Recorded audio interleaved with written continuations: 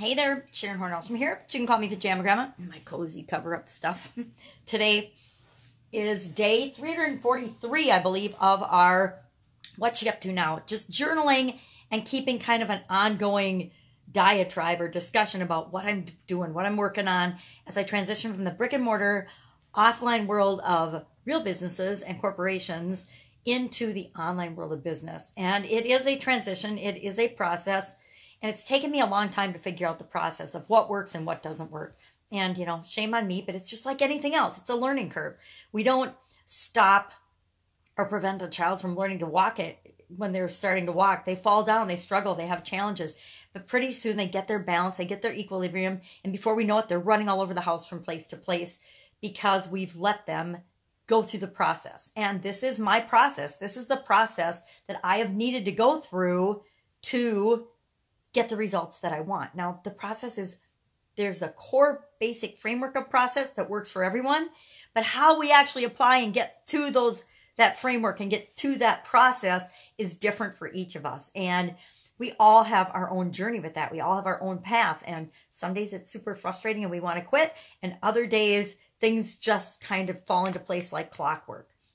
I am learning that as part of this Women's Summit, and there's a couple big lessons that I'm learning. I'll probably compile when you're doing a summit, here's the biggest pitfalls or the lessons learned. And one of them is the whole scheduling of the interviews and getting them done and rescheduling and adjusting and being flexible. And I'm pretty flexible, so that works for me and works in my favor. But some people aren't. Some people are super regimented, and it's going to be a challenge for them. So one of the most important things you need to do is be friendly and flexible and kind and not have a problem with changing schedules and changing interview times and dates, especially if you're trying to do something like this over a holiday or over a really busy time of year, or when there's other events going on in the universe or in the world, or the world of whatever business you happen to be in.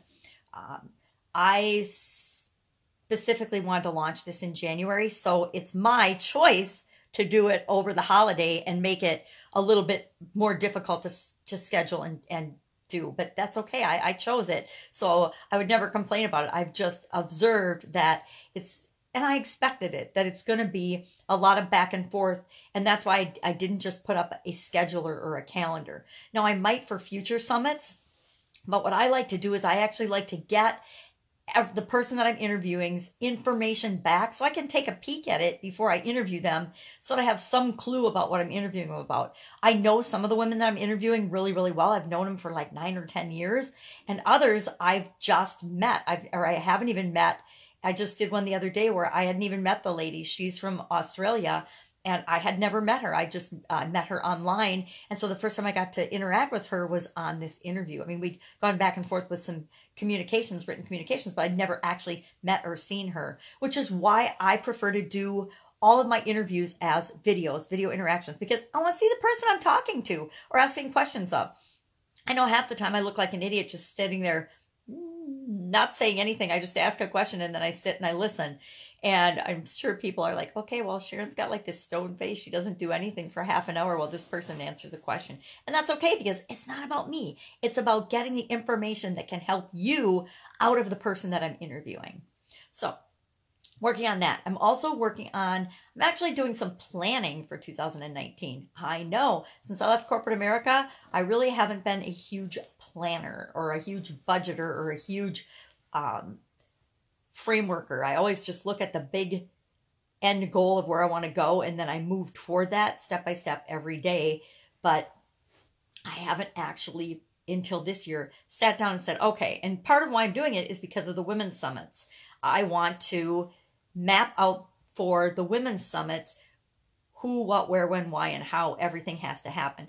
And for this first one, I'm putting systems in place, which is another learning thing. The first one will always be the hardest. The first time you do something, it'll always be the hardest and the biggest challenge, because you're going to hit all the obstacles of the things that you don't even know that you don't know, right?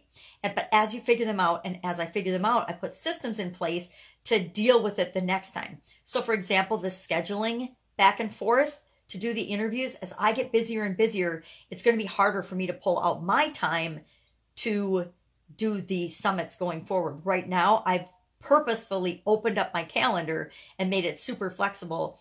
And in addition to that, because I knew it was the holidays and I need to be super flexible. But as I get busier and busier, I know that my schedule is going to get more and more full, and I won't be able to be as flexible as I'm being with respect to when I can actually do the physical interviews. So I will add a calendar scheduling app to the process, and it will be done in the back end automatically. And then I'll just get the notice and I'll show up for the interview. And people can actually pick the time that works best for them.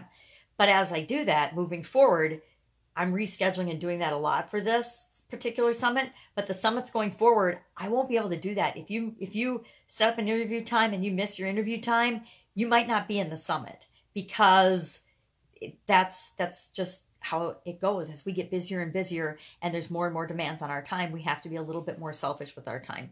And so it'll become, this one I'm super flexible with, but going forward, it'll be, if you want to be a part of this summit, then you have to be serious about being a part of the summit. And if all I need is half an hour to an hour of your time set aside that you can commit to talking and answering questions for the summit, if that's the biggest thing that you have to do and you can't do that, we're going to have a problem. Because I only want people that set good examples for other people. And one thing is doing what you say you're going to do and committing to something. And once you commit to it, hey, I got this. I can do this. I can make this happen. I super appreciate the ones who have actually taken time out of and made it happen over this holiday period, because it just makes it so much easier to just knock them out. And it doesn't take that much time. It's actually really the most fun part of the whole summit is actually doing the interviews. Or at least to me, that is the most fun part of the whole summit, is getting on the Facebook Live, or getting, I guess I'm doing Zoom. So getting on Zoom and doing the Zoom call with these amazing women. That's the most fun part of the whole summit. So listening to the summit should be the most fun part of the summit for people that are participating in the summit, except for the speakers. But even for speakers, the best part of the summit should be just talking about what it is that you do and love to do and sharing your knowledge and expertise with other people. That should be the best part of the summit for them.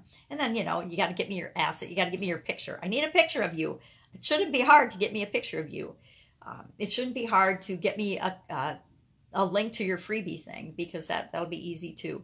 And then the hardest part for the speakers is answering the speaker questionnaire and then answering the interview questions, so that I can turn that into a book. And so I can turn that into a physical something that everybody can use to, number one, promote their business, but also to add more value to the people that are participating and listening to the summit. So this whole summit thing, very educational. It's kind of like when I first started doing challenges. I've been doing challenges for, oh my God, lots of years, like probably 10 years. And now it's like this big thing for people to do challenges. So I'm like, well, why didn't I ever teach people how to do challenges? I probably should have.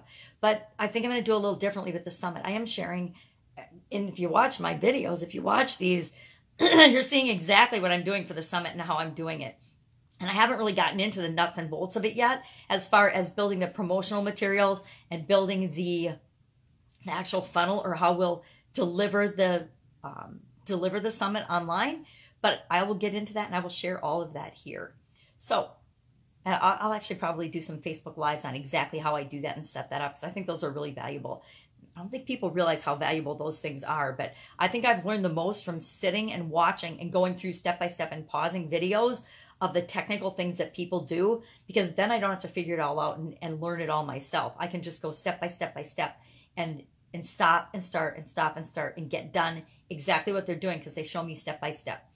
That is some really valuable information. So if you guys see those things and they work and they get the result you want, that would be something to pay attention to. So planning this year. What are you doing? We only have a couple days left of the year. Saturday, New Year's Day is Tuesday, so we only have a couple days left. Are you looking back at what worked out really well last year? What am I grateful for? What was awesome? And then what can I learn from? What did I learn that I won't do in the future? What did I learn that was a stepping stone for where I want to go next?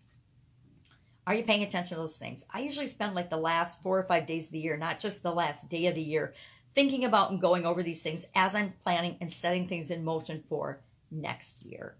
That's it. Go out, make it a fantastic day. I'll, of course, be with you tomorrow. Bye.